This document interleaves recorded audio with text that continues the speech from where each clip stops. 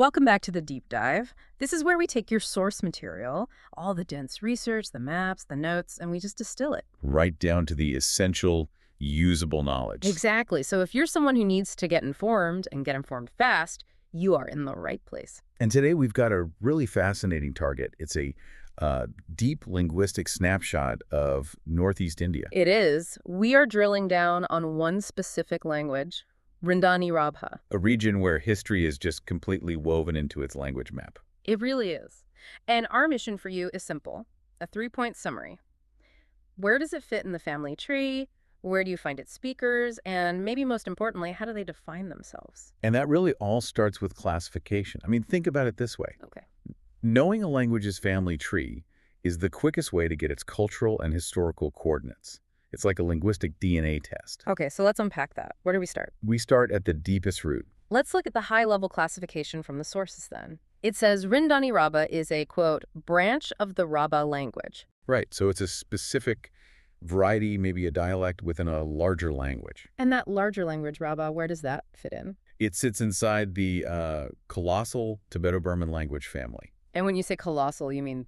I mean, it is truly massive. It dominates huge parts of Asia, from the Himalayas all the way down into Southeast Asia. So when we hear Tibeto-Burman, we should be thinking ancient migrations, huge geographical spread. Exactly. That's the 10,000-year history. That's the macro view. But the sources let us zoom in, right? This is where it gets really interesting for me. They have this graphical breakdown. Yes, and that's where the real insight is. Rabha is part of the Borogaro group. And that Borogaro designation is the absolute key to this whole thing. It's a pretty tight, recognizable group in Northeast India. So it's like finding its immediate family, its siblings. That's a perfect way to put it. Okay. We know from that classification that Rabha shares deep, traceable roots with Garo, with Tiwa, and with Buro. But why is that more than just, a list of names? What does sharing a root actually imply for someone trying to understand the region?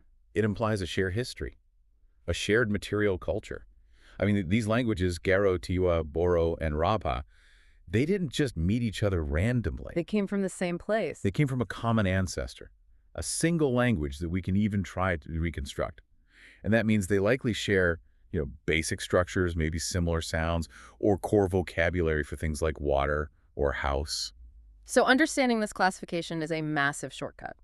It tells you that the migration history of, say, the Garo people is probably pretty similar to the Rabha people. You're halfway there, absolutely. Hmm. They followed the same broad ancestral paths, and relatively recently in linguistic terms. It's incredibly efficient. So you don't need 4 separate migration maps. Not at all. You can assume, based on this linguistic evidence, that they interacted, they probably shared territory before they diverged into the groups we see today. Okay, so we've got the genealogy. The linguistic DNA of Róngdani Rabha is clear. But a language doesn't exist in a vacuum. You have to know where it took root. So we leave the abstract family tree. And we put it firmly on the map.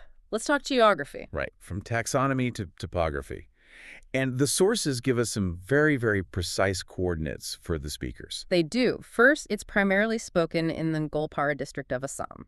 That's the center of gravity, no question. But crucially, it also says they're found in adjacent areas in Meghalaya. Which is instantly informative. This is a population that straddles modern state lines. Their community, their identity, it predates those administrative boundaries. And then there's the single most important geographical anchor point in the entire region. The Brahmaputra River. The Brahmaputra. And their territory is specifically on the southern bank of that river. And being on the southern bank is not some minor detail. It's a huge historical marker. The Brahmaputra is a massive barrier. Right. So being south of it really differentiates your history from groups on the north side. Yes. Well, the south bank often means you're closer to the rugged hills of Meghalaya. It suggests a history of interaction between people on the plains and people in the hills. So they're oriented towards the hills to the south, the Meghalayan plateau, not the huge plains stretching north. Precisely. It means their contact zones, their trade routes, even their farming, are all likely different from a related group on the northern bank. So the environment itself is defining this specific branch, Róngdani Rabha. It has to be. The hills to the south, the river to the north, that's their world. And when you look at the map in the source material, you see just how complex this little corner of the world is. It's a convergence zone. You see Bhutan to the north, so this is a frontier region. Right next to another country. Yeah. And then you have all these other names, Pulati, Nasnanan district. Mant Niln, Runwantol, Marian. It's dense. This isn't some isolated linguistic island. Not at all. It's a historical crossroads. It's a place where these Boro-Garo speakers were constantly bumping up against other groups, other languages. And that pressure, that intensity, must have shaped the Róngdani branch itself. Of course, I think the Golpar district is what you could call a retention zone. It's where this shared ancestry of Garo, Tiwa, Boro, and Rabha really settled and stabilized, but in a very dynamic, crowded region. So for you, the listener, you need to picture this. A tight community in Assam, defined by the edge of a massive river and the start of a mountain range. That is the physical home of Róngdani Rabha. Now, let's go deeper. To the most personal level. Identity.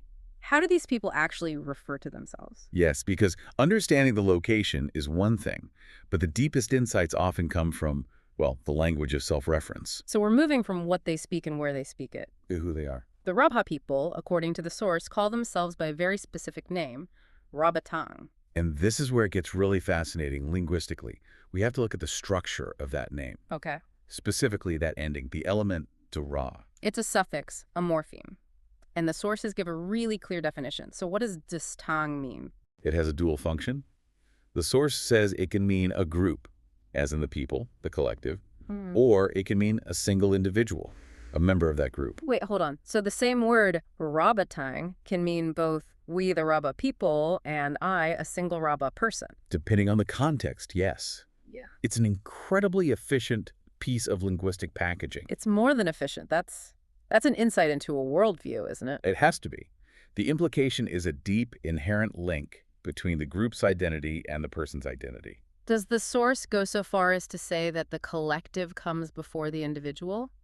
Or is it careful about that? It raises the question, but it doesn't offer a definitive cultural answer, which is the smart way to handle it. Just from a language standpoint. Linguistically, the fact that the exact same marker is used for both is extremely telling. Many languages need totally different words. Right. But for the Rababatang people, it seems the definition of the self is already contained within the definition of the community. So the name itself is a form of self-definition.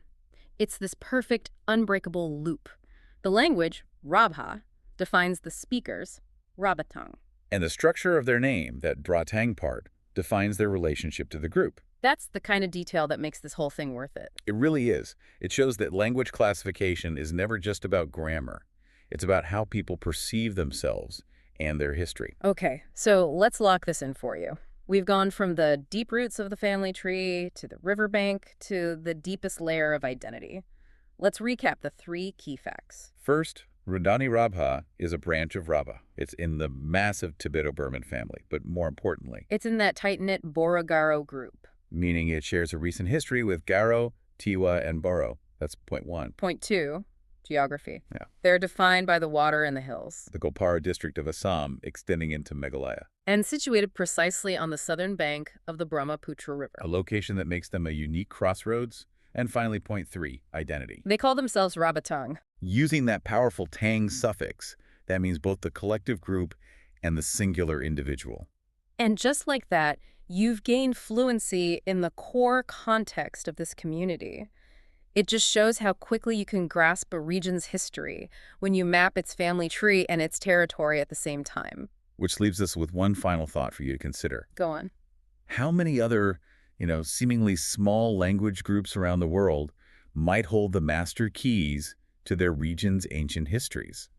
Keys that are just waiting to be unlocked simply by noting their immediate family members and analyzing their own names for themselves, just like that dual-purpose tang suffix. Language is history written in sound, and sometimes the smallest sound carries the most weight. I think that's right.